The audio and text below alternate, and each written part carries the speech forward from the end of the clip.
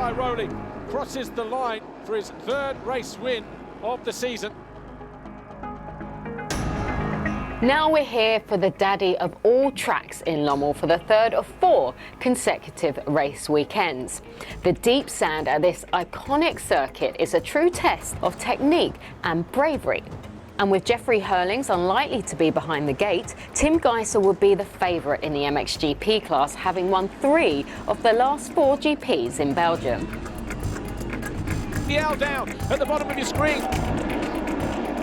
In MX2, the title battle is as close as ever, with Maxime Renaux holding a 2-point lead over Mattia Guadagnini.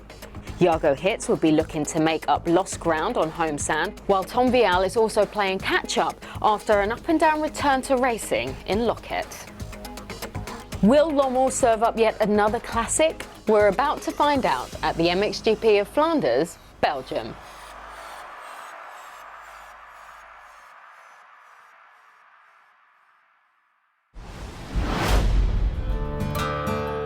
The difficult sands of Lommel await. And since our first visit back here in 1990, this physically challenging circuit has now seen 31 different winners. And after yesterday's European Championship action, the track has been left overnight. They fixed the base of jumps, took out some of the holes here and there.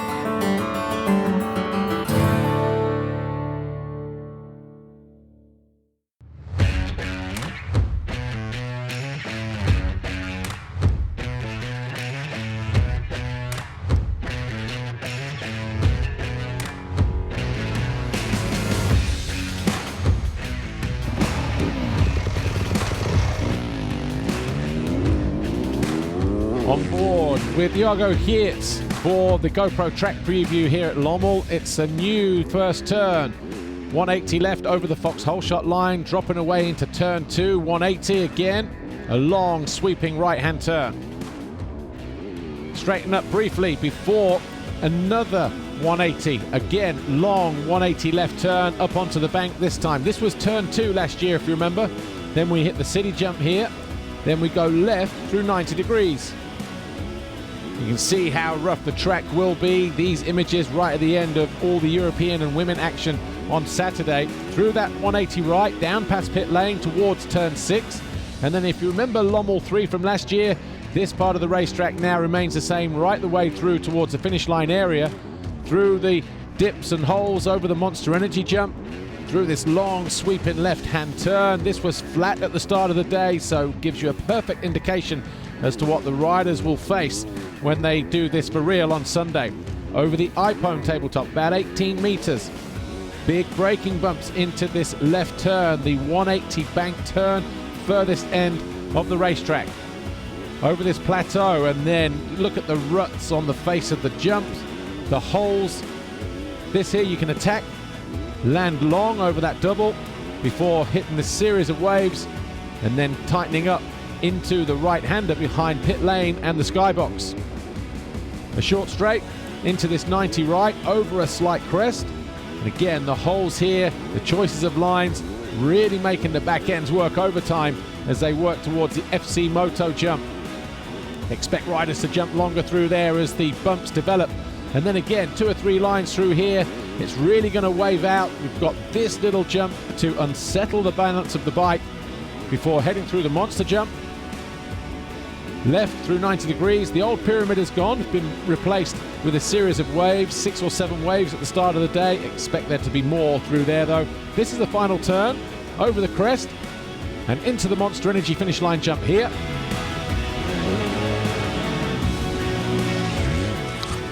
And as we land, we're back into the 180 in front of the cafe. Just one short straight before we arrive into this drop-off onto the final turn. This right-hander takes the riders back down the start straight towards turn 1 and another lap of Lommel. Jago Hitz takes the Foxhole shot for the first time this year. He wins both races. The 2 Yamahas going side by side as well. Thibaut Veneston crosses the line. He wins race 1 in light blue, looking to go around the outside of his teammate. And he does. Oh! Maxime Renaux is the new championship leader. With a 3rd overall last year, for sure my expectations for this year are higher. We're really looking for better results than last year. and trying to get that top step of the podium at the end of the championship. It was a difficult start of the season for me, but now my knee is healed up well, so I'm back on the good track. Now I'm 5th in the championship, so I can just go to every GP and then do my best and ride without pressure. Russia was really tough for me, and then bounced back in Matterley with the win. I felt good there, had some good starts and really good speed, so it was really good, and it was really the beginning of my season.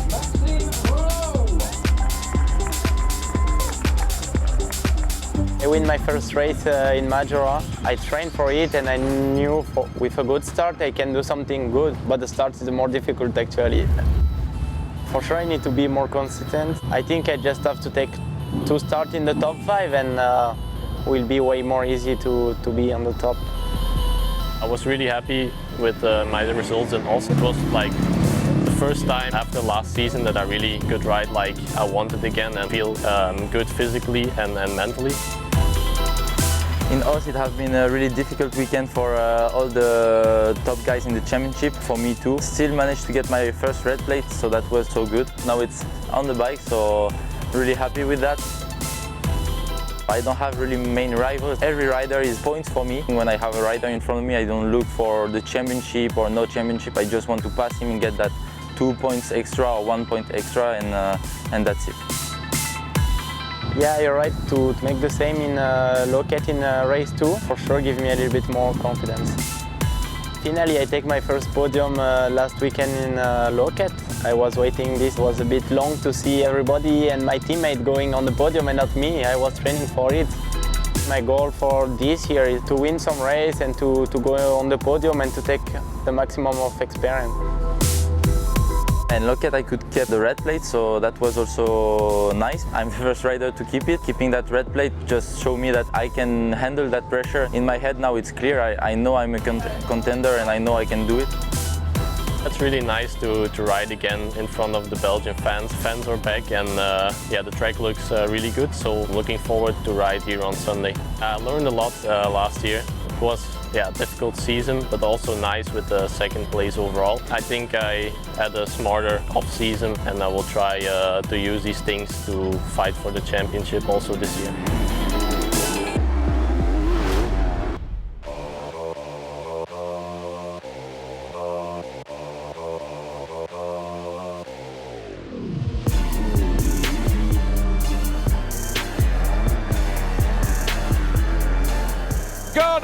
That looks like Guadagnini going out the front door and getting nailed by the rest of the field.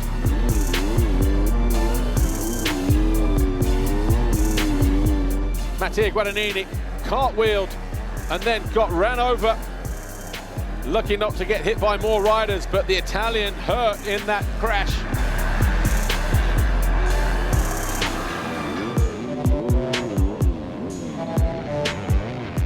Oh, and Vial tips over. He looked like he was challenging for the lead. Loses a couple of positions. Conrad Muse. That looks like the bike has gone on him. So heartbreak for Conrad Muse, who just set the fastest lap of the race.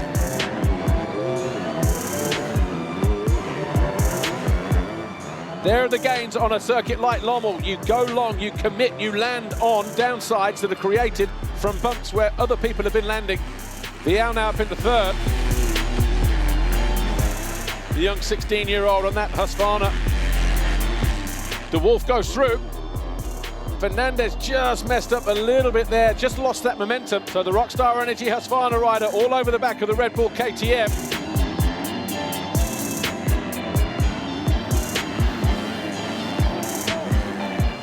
Oh, he loses his footing through that turn. Left foot came off the foot peg briefly, and that was all he needed. Kai de Wolf strikes up the inside of the Frenchman, gets into 3rd.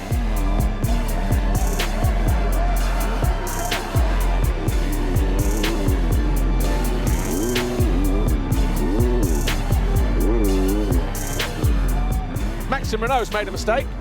Jago Kic, your new leader.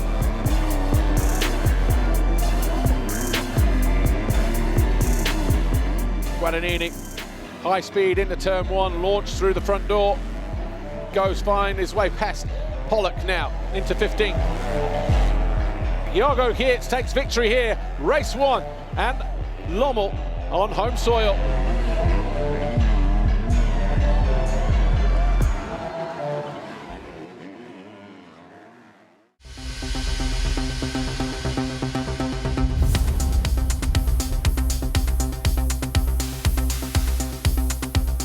Here's how the riders line up ahead of race 2, just as they did for race 1. Kai de Wolf on pole for the second time this year. Ahead of Jago Hits, Maxim Renault, Conrad News with the best qualifying. Didn't help him in race 1 though, did it?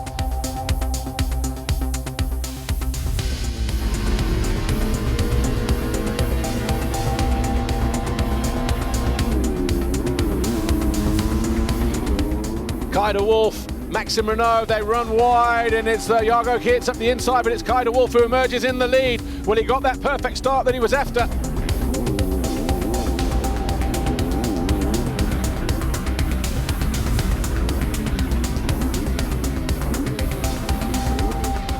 Hits around the outside of Beniston and into second.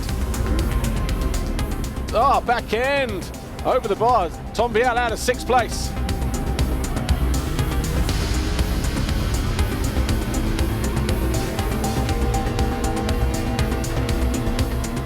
Vial has been passed by Guadagnini. Guadagnini now up into 9th position. Gifting looking to go around the outside of Vial. Oh, and Guadagnini throws it away. Guadagnini tips over. Torrid day for the Red Bull KTMs. Guadagnini now in 12th place. Maxim Renault charging up the inside of Thibaut Beniston and makes the pass look easy in the end. Kai de Wolf, Rockstar Energy Husqvarna Factory Racing, looking steady, looking relaxed. Fernandez in 6th at the moment, beaten 7th. Muscles his way down the inside of the Spaniard, forces him wide. Hopes to carry the momentum into this next turn too, he does. Conrad Muse has been in for goggles, I think, because he's just gone back out and that bike is already smoking as well. Had a goggle change, losing a position to Jed Beaton. Final corner. Kai de Wolf is heading for victory in race 2. Kai de Wolf does win race 2. His first ever win in MX2.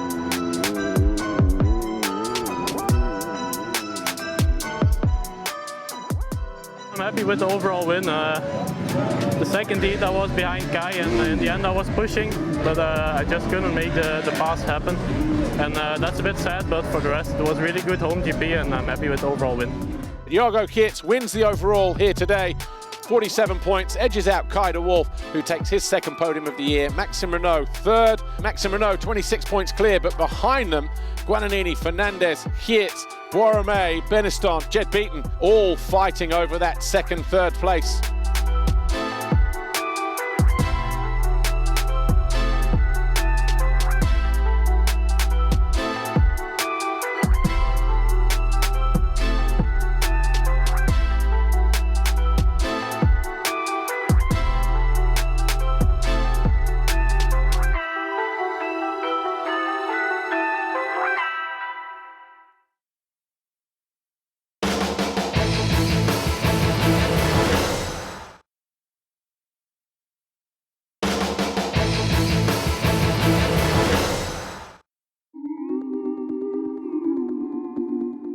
Here we are outside the usually closed doors of Rockstar Energy Husqvarna Factory Racing. Join me for an exclusive tour of their cutting-edge facilities.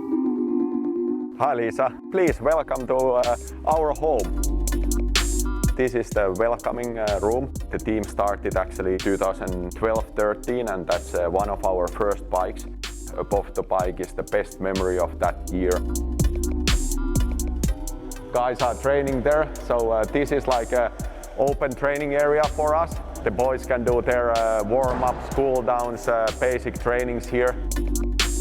Then further into the shop, the work areas, building up the bike, maintaining the bike and getting them ready, you know, for training and for the GPs, of course. There is our machining room, so there we do all the more special works and chassis maintenance. Here is the logistics area, trailers and trucks parked and maintained. Going further is our warehouse, as well my office, basically where I spend my life. This is my office. It's a big privilege to work in an operation like this, and especially under the ownership of Kimi Räikkönen. Has a great mind, you know, and we want to share his philosophy, passion, everything he represents, hard work and honesty and pure racing spirit. When we go further here, this is a 2-level warehouse. We have all the parts we need to maintain the bike, to build up the bikes. Most for the rider is the best is that room. I mean, that's where we become stronger. We work a lot of physically, we do a lot of exercise, stretching. When you do always cycling, it gets too much. So we have basketball, we have many other stuff what we can do, and we have fun. At the same moment, we become stronger. It's a big facility here, and there's everything we need in here, so it makes my work a lot easier for sure. Here we get our massages done or whatever, getting ready for the weekend, and yeah, Tommy, our trainer, he's doing a good job on that also. Either just playing something out here or training. We're here every day. We have upstairs there some machines. It's where we start always the physical trainings. So it's something what here we don't play much. We just do some cycling, rowing, skiing.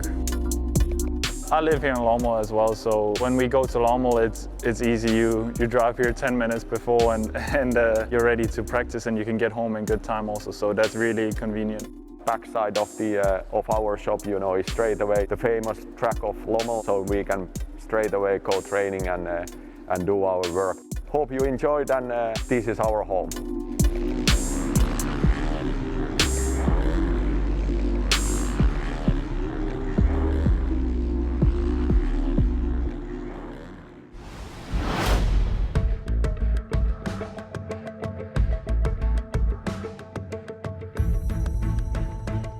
Jeffrey Hurlings, the Bullet, is back this weekend. The Red Bull KTM rider who broke a shoulder blade in Oss, the first race. He's decided to give it a go today. Can he capitalise and use his sand prowess to get to the top step of the podium? He needs points. The Fly Racing 15-second board up for the first time today. MXGP Race 1 is almost go.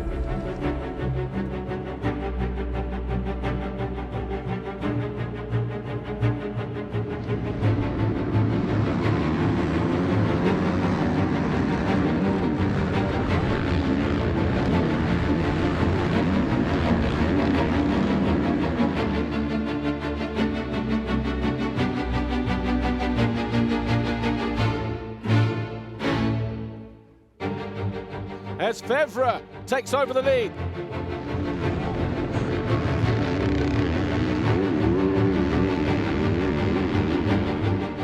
And Hurlings dancing around the outside of Jonas as he goes after Fevre. Jumps long. What shoulder injury? Jonas not going to give it up though, not on the first lap, but he has to yield. Hurlings just buries that KTM into that berm, gets on the gas, cruises around it like it's hard pack.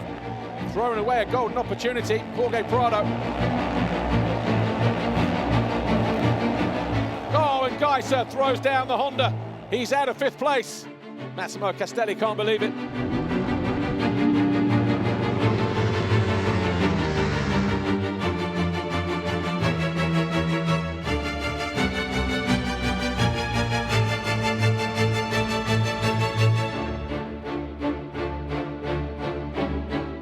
And rain looks imminent.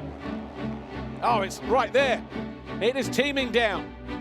It has all of a sudden just opened up. Prado going around the outside of Watson. There's Jeffrey Hurlings, he's going for broke. Despite that broken shoulder blade, he's putting everything all on the table.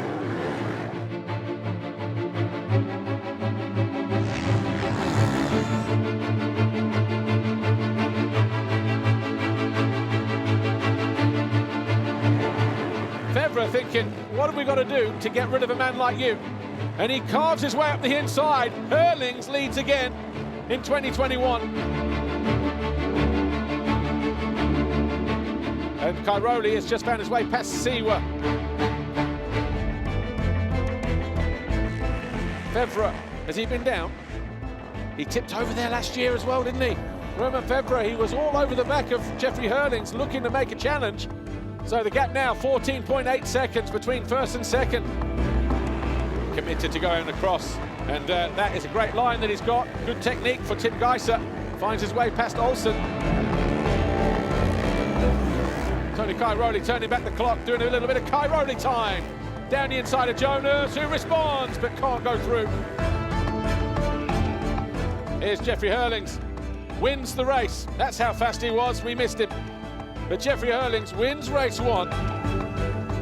We only decided yesterday midday to maybe give it a try. I was like, if I can get some points, maybe I need a man of the year. And then to come out like this, the doctors predicted I could never race this weekend, and I could really control the race. And but damn, I'm sore. It's going to be a long second motor.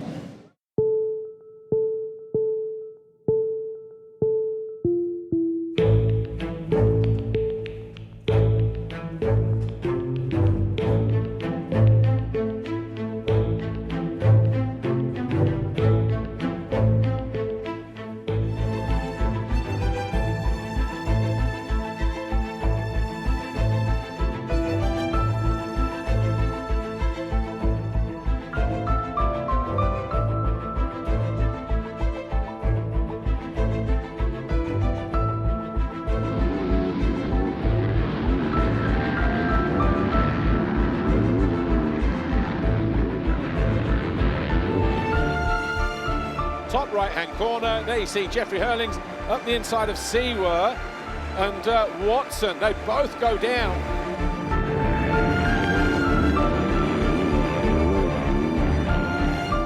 Hurlings buried his way through the field. He's got the 747 just ahead of him and Michele Chervelin.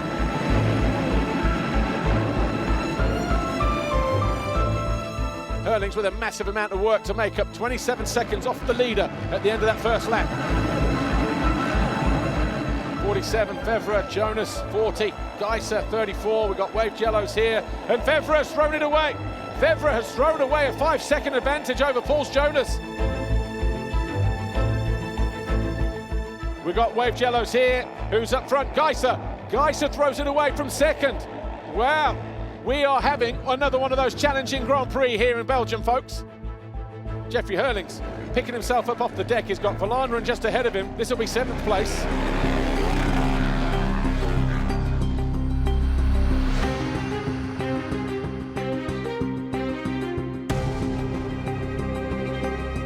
Fevre has barged his way past Jorge Prado, who's looking back to retaliate.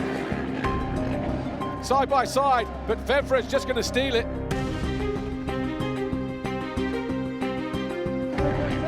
He's alongside and takes the lead away from Paul Jonas.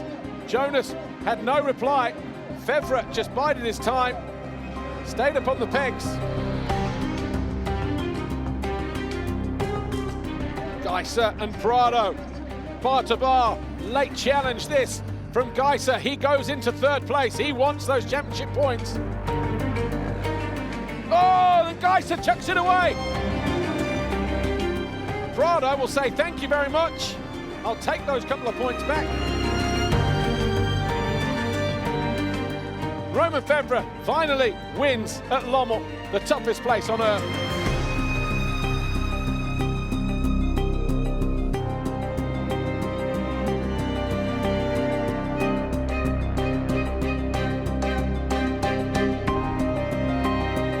Tim Geiser, 5 clear of Fevre, who moves up to 2nd with that victory today. Tony Cairoli, Prado, both losing ground as Hurlings moves up into the top 5. I'm stoked right now. I feel all the work pay off, finally. Still make a mistake, but that second moto, I was on it. So proud of my team, Monster Energy Kawasaki Racing Team. And we're gonna celebrate tonight.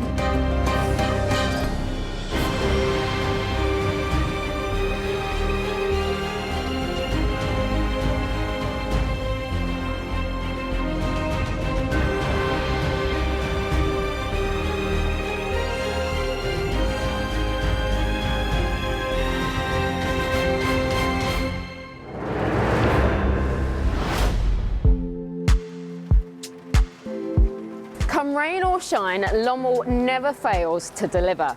In MXGP, we witnessed the unlikely return of the Bullet to the podium, Well, Roman Febvre picked himself up off the floor to claim his first GP win of the season, and with that, close to within 5 points of Tim Geiser at the top of the standings. Jago Hitz delighted the rain-soaked Belgian fans by winning his home GP for the first time in MX2, just ahead of a spectacular Kai de Wolf, while Maxime Renault extended his championship lead to 26 points over Mattia Guadagnini. The riders with no time to recover though, as we head to yet more sand at the MXGP of Latvia. Bye for now.